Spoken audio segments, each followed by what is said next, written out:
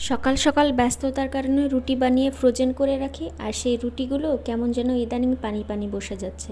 কেমন লাগে বলেন তো? তাড়াহুড়ার জন্য এত কষ্ট করি, সেইটাই হয় না। তো রুটিগুলো ভেজে নিয়েছি, সাথে ডিম ভাজি দিয়েছিলাম, আর রসগোল্লা, আর একটু অল্প একটু সামান্য খাসির মাংসের ঝোল ছিল, ওটা সহকারে দিয়ে দিয়েছি হাজব্যান্ডকে। আসসালামু আলাইকুম। শখের টুকিটাকির আজকের ছোট্ট একটি মিনি ব্লগে আপনাদের সকলকে স্বাগতম। সবাই কেমন আছেন? তো সকালে রান্না শেষে দুপুরের জন্য রান্না করতে চলে গিয়েছিলাম। তো আসলে দুপুরের রান্নার মাঝখানেই আমি প্রথমে একটু কলিজা ভুনা করে রাখবো আজকে, কারণ আজকে সিঙ্গাড়া বানাবো, কলিজার সিঙ্গাড়া। সেই কারণেই না আমি আসলে ওই কলিজা ভুনার জন্য খুব অল্প মশলা দিয়ে, যেহেতু আমার আব্বুকে দিব, সেই জন্য খুব অল্প মশলা দিয়েই আমি আসলে রান্না শুরু করে দিয়েছিলাম। আর আজকে সত্যি বলতে কি, রান্না শুরু করে দিয়েছি অনেক দেরিতে।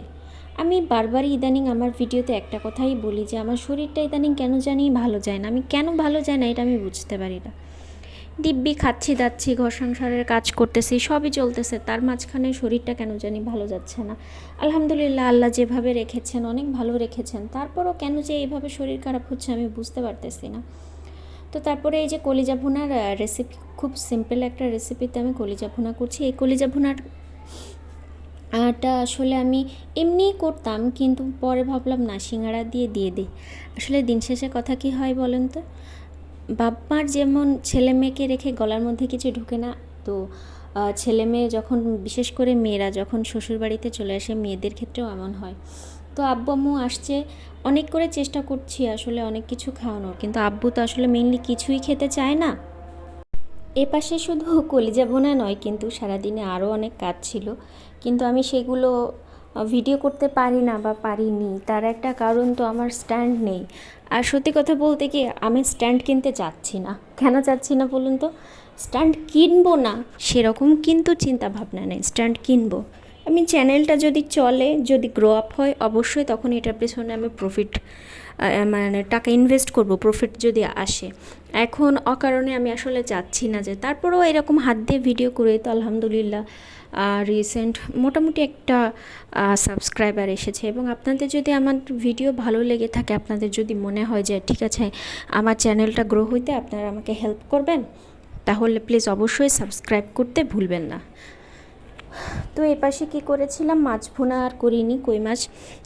সবার একটাই আবদার ছিল যে ভাজি খাবে, আর আমার আব্বু ভাজি খেতে খুব বেশি পছন্দ করে। আর আম্মু আম্মু এমন একটা মানুষ যে সব কিছুই খেতে পছন্দ করে, তুমি যাই দিবা, সেটা পান্তা ভাত থেকে বিরিয়ানি, সব কিছুই আমার মা খেতে পছন্দ করে।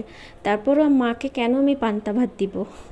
তো সেই জন্য আজকে পাতলা ওইভাবে মাছ ভাজি করতেছি। আর মাছটা মোটামুটি একটু কড়া ভাজি করব, কারণ কড়া ভাজি না হলে কেউই খুব একটা খেতে চাইবে না। আমিও ব্যক্তিগতভাবে খেতে চাইবো না, যার কারণে এই মাছগুলো এরকম হালকা কড়া ভাজি করব। তো তারপরে কি করব বলুন তো, এই মাছ ভাজি শেষে ওর পাশে আম্মু বলল একটু বেগুন কেটে রাখ। তা ভাবলাম যে ঠিক আছে, বেগুনগুলো কেটে রাখি। মানে বেগুন কেটে রেখে তারপরে এরকম পানিতে না ভিজিয়ে রেখেছি। গত পরশু আম্মুকে দেখলাম পানিতে ভিজিয়ে রাখতে, আমি কিন্তু এভাবে ভিজিয়ে রাখতাম না, বেগুন কেটে ধুয়েই সাথে সাথে লবণ হলুদ মাখায় রাখতাম। কিন্তু আম্মুকে দেখলাম যে এরকম ধুয়ে পানিতে রাখলো, তো মার কাছ থেকে ওটাও শিখে নিলাম। এদিকে আমার মানে কলিজা ভুনা, আমার কলিজা ভুনা না অবশ্যই, এটা গরুর মাংসের কলিজা, অলমোস্ট এই যে ভুনা ভুনা হয়ে গিয়েছে। তো এটা আমি আসলে রেখে দিচ্ছি, সিঙ্গাড়া বানাবো, সেই জন্যই আমি এটা আলাদা সরিয়ে রাখবো। তো এরপর আমি বেগুন ভাজি তেলে দিয়ে দিয়েছিলাম। তো আমার বেগুন ভাজির স্টাইল তো খুবই সহজ, সেটা তো আপনারা কম বেশি সবাই জানেন। যে তা তেলটা গরম করে একদম লো ফ্লেমে বেগুনগুলো দিয়ে জাস্ট সিদ্ধ করে, তারপরে হাই ফ্লেম দিয়ে সামান্য পুড়িয়ে আমি উঠিয়ে ফেলি। আর কি রান্না করব বলুন তো, একটু ডাল রান্না করব, কারণ আমার আব্বু পাতলা ডাল খেতে ইদানিং খুব বেশি পছন্দ করছে। যদিও আমরা মুসুর ডাল খুব একটা খাই না বা পছন্দ করি না, তো সেক্ষেত্রে বাবার জন্যই সেটা করব। আর এদিকে এই যে আবারও পেঁয়াজ রসুন দিয়ে দিলাম, কেন বলুন তো, চটপটি বানাবো। দেখেছেন, একদিনে সব কিছু মেলে নিয়েছি। আর এই চটপটির রেসিপিটা আমি আমার শাশুড়ির কাছ থেকে শিখেছি বিয়ের পরে। মাশাল্লাহ, মানে এত ভালো চটপটি বানায় আমার শাশুড়ি, এরকম চটপটি। এবং এই রেসিপিটা জানতে হলে অবশ্যই কিন্তু আপনারা আমাকে ইনবক্স করবেন। এই রেসিপিটার থেকে বেস্ট রেসিপি হয় না, বাইরের চটপটি এতটা সুস্বাদু হয় না। খুব সিম্পল রেসিপি, বাট এত টেস্টি হয়। আর আরেকটা জিনিস, আমি কিন্তু চটপটি বলেন, ফুচকা বলেন, এই সব কিছুই বাসায় তৈরি করি। কারণ আমার কাছে মনে হয় যে এই মানে আমরা যে মশলাটা ইউজ করি ঘরে তৈরি করে, ওই মশলাটা কেন জানি আমার কাছে একটু বেস্ট মনে হয়।